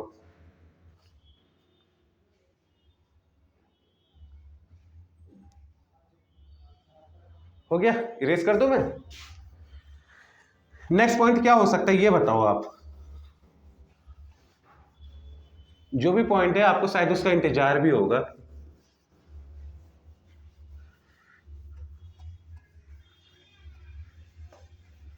नेक्स्ट पॉइंट हमारा यूजर्स ऑफ अकाउंटिंग। अकाउंटिंग के यूजर्स कौन होते हैं? Users of accounting information. ठीक है, आपको मैंने बताया था कि मैं आपको आगे पढ़ाऊंगा कि अकाउंटिंग के यूजर्स कौन कौन होते हैं, तो मैं करवा दे रहा हूं अब। यूजर्स ऑफ अकाउंटिंग इंफॉर्मेशन, ठीक है, लिख लो आप। User of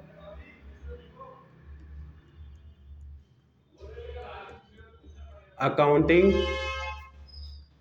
information.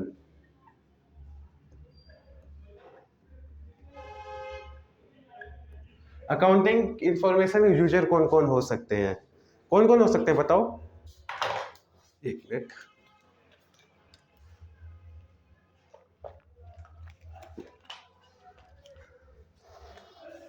पहला कौन होता है? ऑवनर। फर्स्ट लिख लीजिए इधर, ऑवनर। ऑवनर कौन हो सकता है ये बताओ, आप खुद सोचो आप। ऑवनर कौन हो सकता है? पार्टनर्स, सॉरी पार्टनर कह रहा हूं, सोल प्रोप्राइटर हो सकते हैं, या फिर किसी फर्म में एक से ज्यादा व्यक्ति अगर चला रहे फर्म को, पार्टनर होगा, वो भी ऑवनर हुए उसके। ठीक है, अब लिख लेते हैं कि ऑवनर कौन होता है। यूजर्स में ऑवनर तो आया है ना, ऑवनर का मतलब भी तो पता होना चाहिए। ऑनर आर इंटरेस्टेड, मतलब ऑनर को अकाउंटिंग इंफॉर्मेशन में क्या क्यों रोल है उसका यूजर में, ठीक है, ये जान लेते हैं। ऑनर आर लिख लो पहले, फिर मैं समझा दूंगा। Owner are interested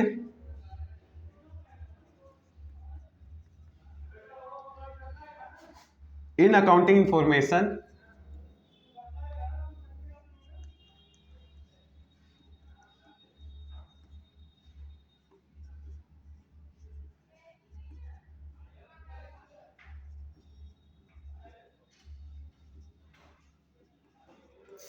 in accounting information to determine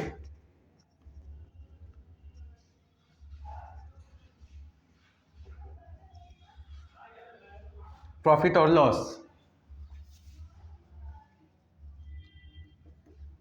पहले मैं लिखवा दे रहा हूं अच्छे से, फिर एक एक पॉइंट अच्छे से समझा दूंगा कि ऑनर कौन होते हैं। फिर सेकंड कौन होते हैं हमारे यूजर्स? वो होते हैं मैनेजमेंट। क्यों मैनेजमेंट का भी रोल होना बहुत जरूरी है फर्म में, क्यों जरूरी है वो भी लिख लेंगे हम। पहले लिख लीजिए आप मैनेजमेंट। सेकंड क्या है हमारा?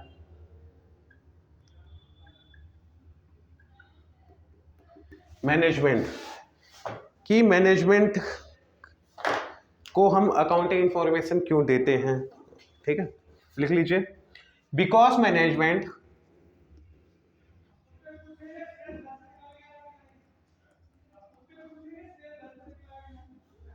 हैज टू टेक डिसीजन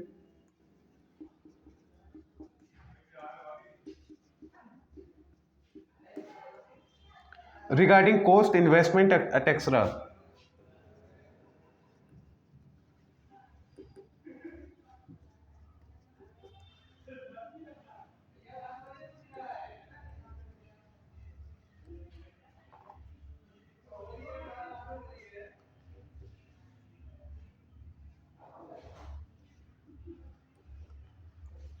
ठीक है, चलो एक पॉइंट समझाते ही चल रहा हूँ कि ऑनर को क्यों इंटरेस्ट होता है उसमें अकाउंटिंग इंफॉर्मेशन की को। Owner are interested in accounting information to determine profit और लॉस। ऑनर ने अगर कोई अपना बिजनेस चला रहा है उसको तो हक है ना कि जान लेगा कि अकाउंटिंग में वो हमारे बैलेंस शीट में मतलब जो साल के एंड में मेरा कितना प्रॉफिट हुआ है कितना नुकसान हुआ, जाना तो हक है उसका। अब मैनेजमेंट का क्या रोल होता है यूजर्स में? Because management has to take decision regarding to the investment et extra. Management का ये उसमें होता है कि वो डिसीजन ले सके, किस चीज में डिसीजन ले सके कि इन्वेस्टमेंट कितनी करनी है, कॉस्ट कितनी लगानी है। कोई अगर हम सामान परचेस कर रहे हैं वो अगर कुछ भी हो अपना रॉ मटेरियल्स वगैरह, कोई सामान अगर लग रहा है कितना कॉस्ट वगैरह, मैं बता रहा हूँ क्या है। Because management has to take decision regarding cost, investment et extra. Management को ये देखना है कि हमने पूरे साल में कितनी इन्वेस्टमेंट की है या कितनी और करनी है, कितना हमने कॉस्ट लगाई, जितना भी हमने सामान रॉ मटेरियल खरीदा है, कितना कॉस्ट लगी है एक प्रोडक्ट को तैयार करने में, टोटल कितनी की हमने, कितने रॉ मटेरियल तैयार किए हैं, कितने सॉरी कितने प्रोडक्ट हमने तैयार किए हैं, कितनी की कॉस्ट आई है, उसमें सब हक होता है उसका जानने का। तो मैनेजमेंट का वही हक है जानने का यूजर्स में। बस आप ये जान लो कि यूजर्स यूजर्स होते हैं, ये कौन कौन से यूजर होते हैं ये जान लो आप, आपको आगे पढ़ना होगा, ठीक है, क्या है वो। थर्ड है हमारा एम्प्लॉय। एम्प्लॉय कौन होते हैं, सॉरी हाँ, एम्प्लॉय को यूजर में क्यों दिया गया, क्यों दिया गया बताओ। क्योंकि वो ये जान सके कि कंपनी अगर प्रॉफिट में है तो उनकी सैलरी इंक्रीज होगी, डिक्रीज होगी, या फिर बोनस मिलेगा नहीं मिलेगा, ये जानना उनका हक होता है, वो इसके लिए उनको यूजर में रखा गया है। बिकॉज ऑफ सैलरीज, सैलरीज ये ना, हाँ, एंड बोनस कि एम्प्लॉय जान सके कि हाँ कंपनी एक प्रॉफिट में है या लॉस में है, कि उसको ये पता चल सके कि हमारा की बार फायदा है या फिर वैसे ही घसीटना है हमें, वैसे ही चल रहा है घर चलाते हुए। थर्ड है हमारा बैंक, नहीं सॉरी फोर्थ है हमारा बैंक। और बैंक क्यों है ये भी हम जान लेते हैं, क्यों है बताओ। क्यों बैंक क्या करेगा, बिजनेस को लोन प्रोवाइड करेगा, उसका भी तो हक है जानने का, क्योंकि एक्सटर्नल यूजर में आएगा वो, मैं आपको बताऊं इंटरनल यूजर में कौन कौन आएंगे, एक्सटर्नल में कौन कौन आ सकते हैं। तो बैंक जो है, बैंक क्या करता है, प्रोवाइड करता है लोन को, तो लिख लीजिए because, because of,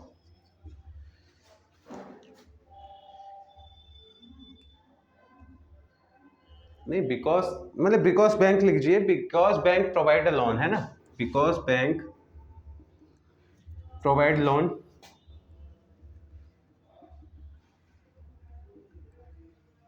to user, sorry to the business, user को क्यों देगा, वो बिजनेस में तो देगा, to the business. Fourth point आपका हो गया क्लियर, कि बैंक का को यूजर में क्यों रखा गया है, क्योंकि वो जान सके कि हाँ ये हमारा, ये सॉल्वेंट है या इंसॉल्वेंट है, ये जो फर्म है, ये जो बिजनेस है हमारा, हम अगर इसे लोन दे देते हैं ये दे पाएगा कि नहीं दे पाएगा, ये जानना उसका हक है।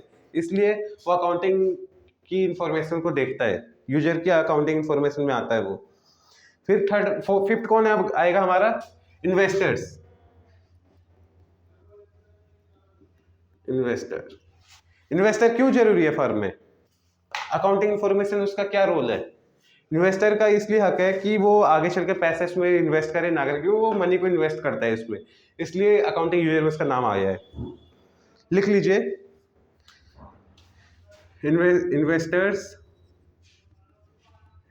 Has to invest money in the business, investors कर देना है।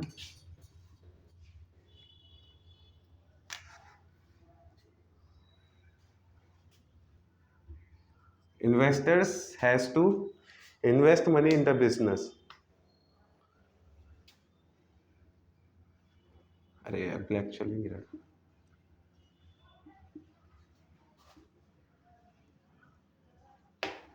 इन द बिजनेस।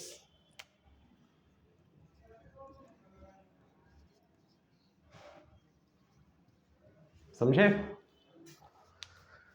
सिक्स पॉइंट हमारा कौन होगा, क्रेडिटर्स। अब पूछो क्रेडिटर क्या होता है, जो कि मैंने आपको बता रखा है बेसिक अकाउंटिंग टर्म में, जो मेरी पहली प्लेलिस्ट है उसमें आप जाके देख सकते हैं। पर वो चैप्टर की नहीं है, वो शॉर्ट है, मतलब उसमें मेन मेन मैंने पॉइंट बता रखे हैं, वो है तो बेसिक अकाउंटिंग टर्म, पर जो पूरा चैप्टर है हमारा सेकंड चैप्टर वो अलग मैं करवाऊंगा, कि उसमें पूरा अलग है वो, और भी उसमें जानकारी, उसमें पूरी जानकारी नहीं दी है पर फिर भी देख लेना, बेसिक जानकारी है उसमें। सिक्स पॉइंट हमारा क्या आएगा, क्रेडिटर्स। क्रेडिटर्स क्या होते हैं अब ये जान लेते हैं हम।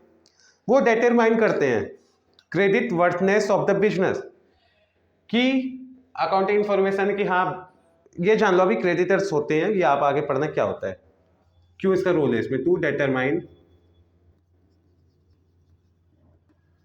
Credit worthiness of the business, in the business sorry.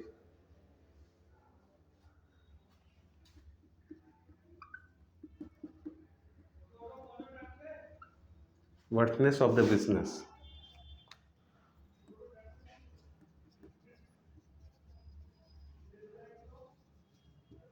ठीक है।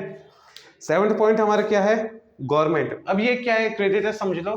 क्रेडिटर ये देखता है इसमें कि हाँ कितना कर्जा है बिजनेस में, कितना नहीं है। ठीक है, सेवंथ पॉइंट लिख लो आप, गवर्नमेंट। सेवन पॉइंट हमारे गवर्नमेंट की, गवर्नमेंट का क्या रोल है यूजर में, क्योंकि गवर्नमेंट को क्या करना है, टू सेटल टैक्सेज। लिख लो आप, टैक्स को देखना है ना, लिख लो टू सेटल टैक्सेस।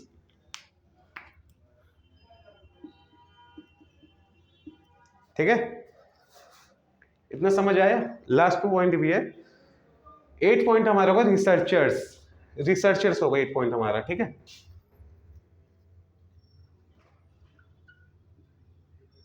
रिसर्चर्स क्या होते हैं अब ये जान लो आप, और उनका क्या रोल है। वो रिसर्च करते हैं किस पे, वर्क पे। वो बताऊंगा कैसे। लिख लो पहले, for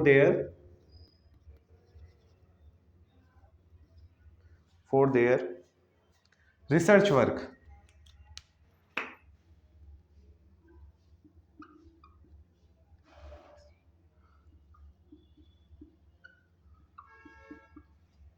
for their research work, जो रिसर्चर होते हैं वर्क पे रिसर्च करते हैं। किस प्रकार के वर्क पे, वो ये रिसर्च करते हैं कि कंपनी के अंदर कंपनी कितने एम्प्लॉयज को सैलरी दे रही है ना। यूजर्स में यही देखा जाता है, बस यही सब, कितना मतलब कि वो एक तरीके से, आप आगे पढ़ लें, बस ये जान लो कि वो वर्क पे रिसर्च करते हैं। ठीक है, फिर हमारा आ गया चैप्टर का एंड। अभी नहीं आया, मतलब एक पॉइंट और है वो समझा दो, पहले आप इसे लिख लो अच्छे से।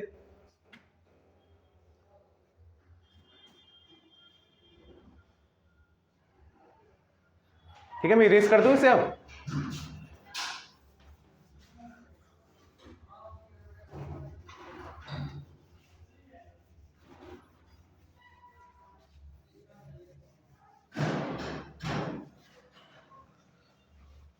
लास्ट हमारा double entry system versus single entry system, ये जान लो, ये लास्ट पॉइंट है। ये क्या होता है, लिख लो पहले आप, डबल एंट्री सिस्टम वर्सेज, इन दोनों की लड़ाई चल रही है, जो वर्सेज जा रहा है, सिंगल एंट्री सिस्टम। सिंगल की स्पेलिंग सही है, हाँ सही है।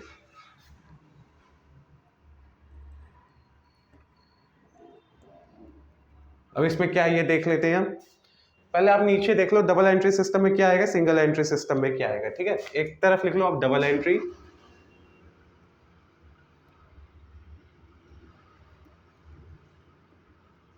फिर नेक्स्ट है हमारे सिंगल एंट्री।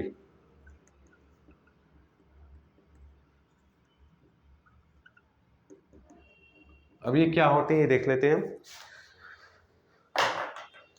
लिखवा दे रहा हूं मैं, बता बाद में दूंगा। ठीक है, लिख लीजिए पहले आप, it means a system of accounting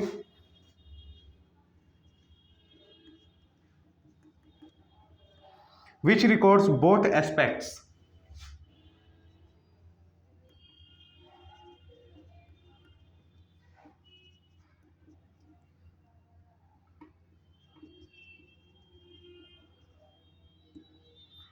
कैसे, लिख लीजिए कैसे होंगी ये बोथ एस्पेक्ट्स। एक साइड डेबिट, एक साइड क्रेडिट। ये आप आगे पढ़ोगे क्या होता है।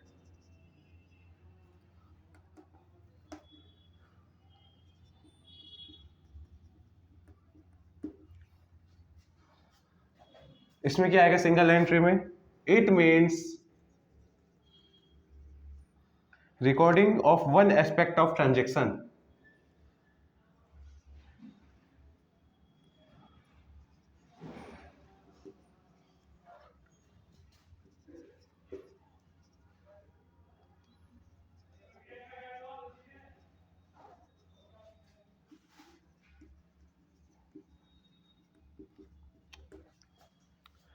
फिर हमारा क्या है सेकंड पॉइंट, लिख लो first second, it maintain a complete records of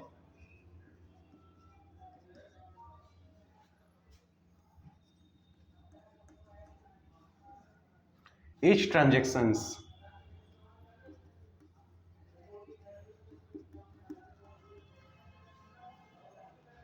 second में क्या है सिंगल एंट्री में, it is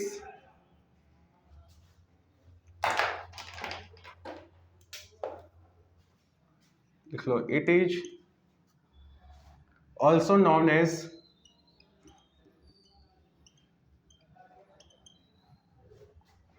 accounts from incomplete records.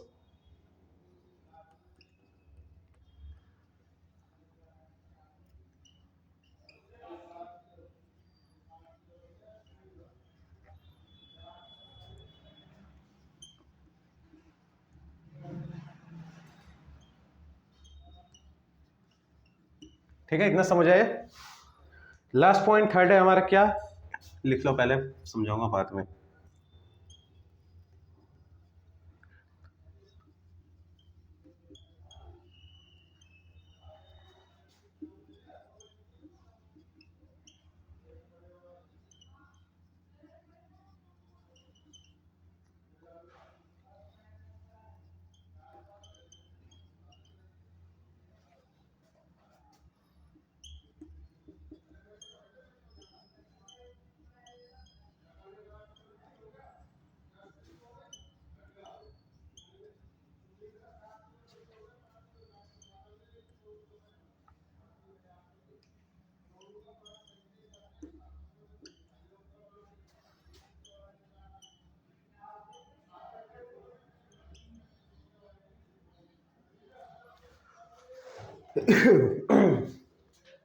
जो लिखवा है कुछ समझ आया? अभी नहीं आया? चलो मैं समझा दे रहा हूं फिर। पहले क्या है डबल एंट्री सिस्टम में, पहले क्या है हमारा पॉइंट, पहला पॉइंट है डबल एंट्री सिस्टम का, it means a system of accounting which records both aspects. जैसे इसमें ये बताया गया है कि जो हम वो सिस्टम के तरीके से अकाउंटिंग करते हैं, रिकॉर्ड करते हैं एंट्री को, कैसे करेंगे। जैसे हम कोई सामान खरीद रहे हैं, एग्जांपल में दे रहा हूं, आप आगे पढ़ोगे जर्नल क्या होता है, डेबिट और क्रेडिट का मतलब आप समझोगे। जैसे आप कोई सामान हम खरीद रहे हैं, कोई सामान हम परचेज कर रहे हैं, तो आप परचेज करो, हमारे पास क्या आ रहा है, सामान आ रहा है, बदले में उसको क्या दे रहे हैं सामने वाले को, कैश दे रहे हैं, बैंक से पेमेंट जो भी करे कैश के पेमेंट्स कर रहे हैं, तो सीधी बात क्या हो जाएगी एंट्री, परचेज अकाउंट। चलो एंट्री बाद में समझते हैं, ये जान लो कि दो एस्पेक्ट होते हैं। कैसे, एक तो सामान हम खरीद रहे हैं, दूसरा हम दे भी तो रहे हैं वापस उसको, कुछ कुछ हमारे पास आ रहा है, कुछ जा रहा है।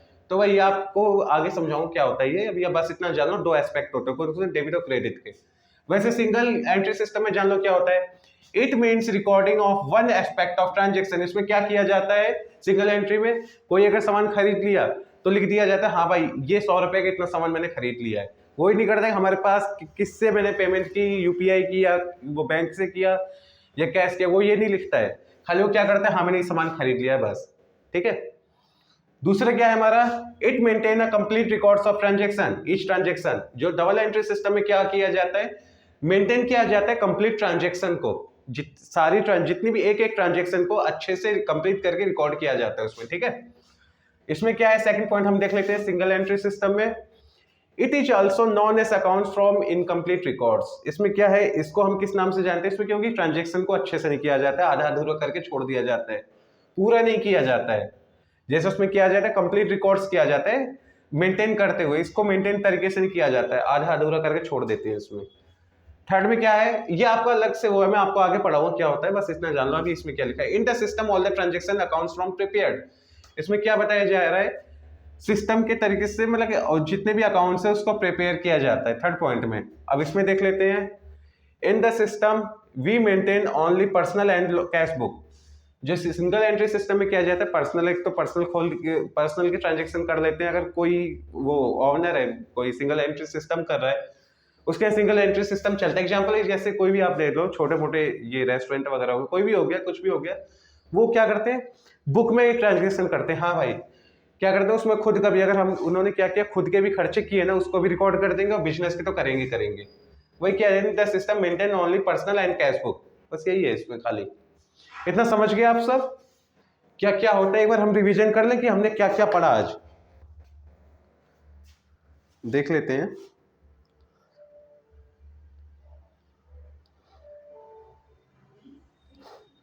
पहले हमने पढ़ा ब्रांचेस ऑफ अकाउंटिंग, कि अकाउंटिंग के ब्रांचेस क्या होते हैं और कितने प्रकार के होते हैं। 5 प्रकार के होते हैं, वो मैंने बता दिया आपको। Financial accounting, cost accounting, management accounting, social reporting accounting and human resource accounting. आपको पता चल गया फाइनेंशियल अकाउंटिंग किस काम आता है, प्रॉफिट लॉस क्या आता है। कॉस्ट अकाउंटिंग प्रोडक्ट की कॉस्ट और प्राइस निकालने के समय काम आता है। मैनेजमेंट अकाउंटिंग की मैनेजमेंट के डिसीजन मेकिंग में काम आता है ना। सोशल रिपोर्ट हेल्प करता है, काम नहीं आता, हेल्प करता है। सोशल रिपोर्टिंग अकाउंटिंग मैंने बता दिया है कि हाँ कोई फर्म है, कोई फैक्ट्री है, उससे का पॉल्यूशन रिलीज हो रहा है, सॉरी। सोशल रिपोर्टिंग अकाउंटिंग में क्या है, जैसे कोई अगर फर्म है, कोई फैक्ट्री है, पॉल्यूशन रिलीज कर रही है, तो कितना पॉल्यूशन की, उसकी भी एक अकाउंटिंग होती है। ये भी देख लेना कि कितना पॉल्यूशन हमने रिलीज किया है, कितना हमने फायदा किया है समाज के लिए। समाज के लिए काम करती है सोशल रिपोर्टिंग अकाउंटिंग में। तो उसमें क्या है, उसमें देख लेंगे हमने क्या किया, हॉस्पिटल बनवाए, पार्क बनवाए, स्कूल्स बनाए, वो सब की अकाउंटिंग वो आप आगे पढ़ोगे। ह्यूमन रिसोर्स अकाउंटिंग में ह्यूमन, वो फर्म के अंदर कितने ह्यूमन रिसोर्स है, मतलब कि एम्प्लॉयज कितने हैं, वर्कर कितने हैं, इनकी अकाउंटिंग होती है, कौन क्या काम कैसे कर रहे हैं, इस काम को करने के लिए कितने लोग चाहिए, ये सब रहता है। फिर मैंने फाइनेंशियल अकाउंटिंग की वो लिखवाई, मीनिंग लिखवाई अच्छे से मैनेजमेंट अकाउंटिंग की, पर मैंने 3 मीनिंग लिखवाई है और 2 मीनिंग नहीं लिखवाई है। सोशल रिपोर्टिंग अकाउंटिंग उसका कोई मतलब नहीं हो, आप वैसे लिख लोगे। ह्यूमन रिसोर्स अकाउंटिंग का वो आप आगे पढ़ लो, बस इतना भी जान लो क्या है। फिर मैंने क्या लिखवाया, बुक कीपिंग वर्सेस अकाउंटिंग, कि बुक कीपिंग में क्या है और अकाउंटिंग में क्या फर्क है, ये मैंने अच्छे से करवा दिया आपका। कि जो बुक कीपिंग होती है वो इन्वॉल्व होती है किसमें, identification, measurement and recording, classifying, है ना। अकाउंटिंग होती है जो समराइज करती है और इंटरप्रेट करती है और कम्युनिकेट करती है यूजर्स के साथ। और फिर ये सब मैंने लिखवाया, आप देख लेना अच्छे से, रिवीजन वैसे कर रहा हूँ मैं। अकाउंटिंग इन्फॉर्मेशन हमने जाना क्या क्या होता है और उसमें इंक्लूड क्या है, फाइनेंशियल स्टेटमेंट वो देखा हमने। फिर हमने क्या देखा, qualitative characteristics of accounting information, ये हमने जाना। रिलायबिलिटी क्या होती है, रिलेवेंस क्या होता है, अंडरस्टैंडेबिलिटी क्या होती है और कंपेरेबिलिटी क्या होती है ना। यूजर्स ऑफ अकाउंटिंग इन्फॉर्मेशन, ये भी हमने देखा कि अकाउंटिंग में अकाउंट वो जो हमारे जो फार्म बिजनेस होता है उसमें यूजर्स कौन कौन होते हैं, ओनर होते हैं, मैनेजमेंट होते हैं, एम्प्लॉयज होंगे, बैंक होंगे, इन्वेस्टर्स होंगे और कौन होंगे, क्रेडिटर्स होंगे, गवर्नमेंट होगी और रिसर्चर्स होगी। और मैंने ये भी दिखाया इसमें कि इनका क्या रोल है तो यूजर्स इन क्या किस लिए ये जुड़े हुए हैं, है ना। फिर लास्ट पॉइंट हमने जैसे मैंने आपको करवाया क्या, double entry system versus single entry system में मैंने आपको अच्छे से समझाया ये, ठीक है। एक बार आप लिख लो और वैसे भी हम अगली क्लास में मिलेंगे आपको। अगला चैप्टर कौन सा हमारा, चैप्टर 2 बेसिक अकाउंटिंग टर्म्स, जिसमें मैंने ऑलरेडी पहले करवा रखा है ये, पर उसमें पूरी अच्छे से डिटेल नहीं है, तो खाली बेसिक इन्फॉर्मेशन वो आप एक जरूर देखेंगे, पहली वाली जो वीडियो है। और जो न्यू प्लेलिस्ट आएगी, अभी न्यू क्लास चलेगी चैप्टर 2 की, उसमें भी आप अच्छे से करना और अच्छे से समझना और डेली क्लास लेना, ठीक है। मिलते हैं जल्दी।